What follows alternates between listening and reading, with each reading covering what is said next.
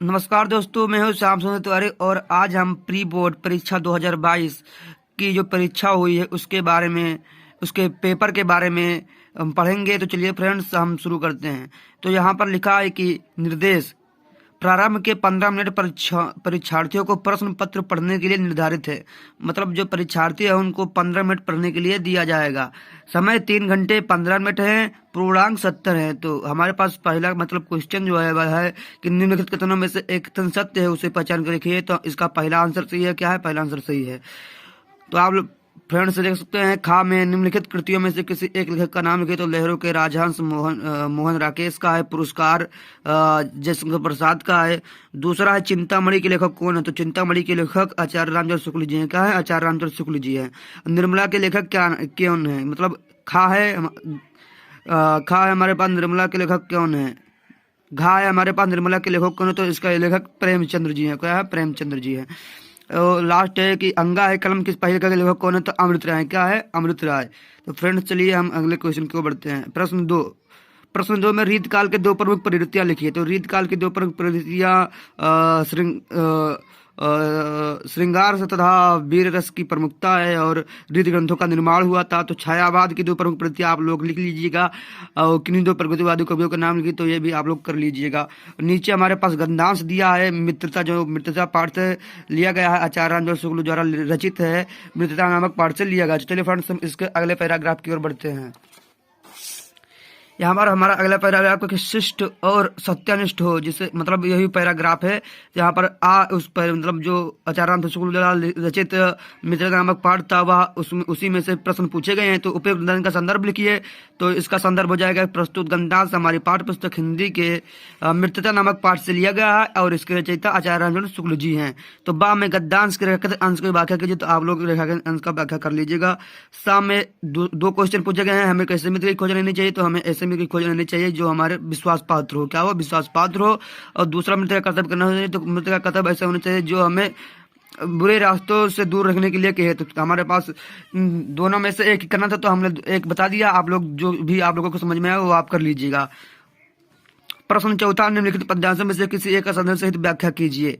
तो निर्गुण कौन देश को वासी, ये तो आपका पूरा नहीं समझ में आएगा, लेकिन ये खा वाला आप विश्वत रेखा, ये इसके संदर्भ आप देख लीजिए। इसका संदर्भ है कि प्रस्तुत पद्यांश हमारी पाठ्य पुस्तक हिंदी के पद में संकलित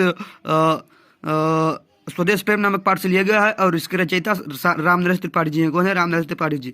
यहाँ पर प्रश्न 5 में निम्नलिखित लेखकों में से किसी एक लेखक का जीवन परिचय लिखिए। तो इसमें आप लोगों को किसी भी लेखक का जीवन परिचय लिख देना होगा।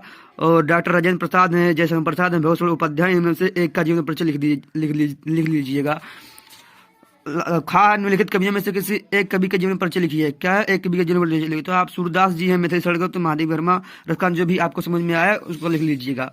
तो फ्रेंड्स चलिए हम आगे बढ़ते हैं। यहाँ पर लिखा कि निम्नलिखित संदर्भ का सहित हिंदी में अनुवाद कीजिए।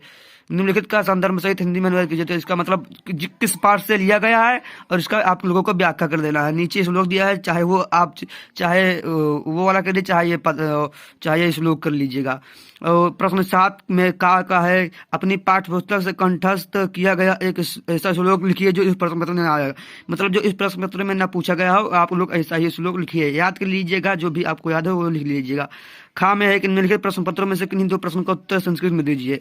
तो वाराणसी कृषि विद्यालय संत, तो वाराणसी हिंदू विश्वविद्यालय संत एक का हो गया। पूर्व राजा कैन सा युद्ध अकरोध, तो पूर्व राजा अलक्षेंद्रा सा युद्धम अकरोध।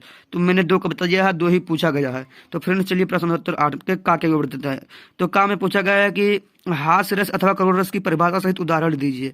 हास्य रस तथा करुण रस का परिभाषा सहित उदाहरण दीजिए।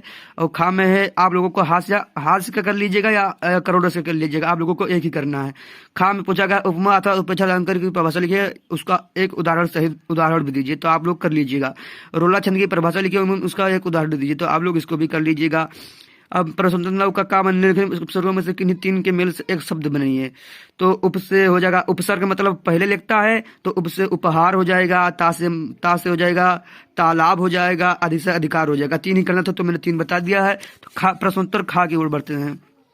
खा है कि निम्नलिखित में से किन्हीं दो प्रत्ययों का प्रयोग करके एक शब्द बनाइए। तो प्रत्यय तो दूसरा का ता है, उसका महानता हो जाएगा और इसका महत्व हो जाएगा। तो दो ही करना था, तो मैंने दो बता दिया है। अब गा है निम्नलिखित में से किन्हीं दो समास विग्रह कीजिए तथा समास का नाम लिखिए। तो पाप पुण्य में पाप पाप पुण्य का हो जाएगा पाप या पुण्य, यानी द्वंद्व समास हो जाएगा और त्रिवेणी में द्विगु समास हो जाएगा। तो निम्नलिखित में से किन्हीं दो तत्सम रूप लिखिए। तो आम का आम्र हो जाएगा, ओठ का ओष्ठ हो जाएगा। तो आपको दो ही लिखना है, आप दो लिख लीजिएगा। अंगा, हमारे पास अंगा है। निम्नांकित में से किन्हीं दो शब्दों का पर्यायवाची शब्द लिखिए।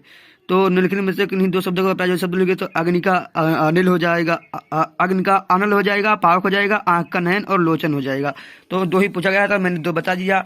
हम इसके लास्ट पैराग्राफ की ओर बढ़ते हैं। लास्ट हमारा पैराग्राफ है कि निम्नलिखित में से किन में संधि कीजिए तथा संधि का नाम लिखिए। तो सु प्लस आगतम में स्वागतम हो जाएगा, तो इसमें यड़ संधि है। और मधु प्लस अरि में इसमें भी यड़ संधि है।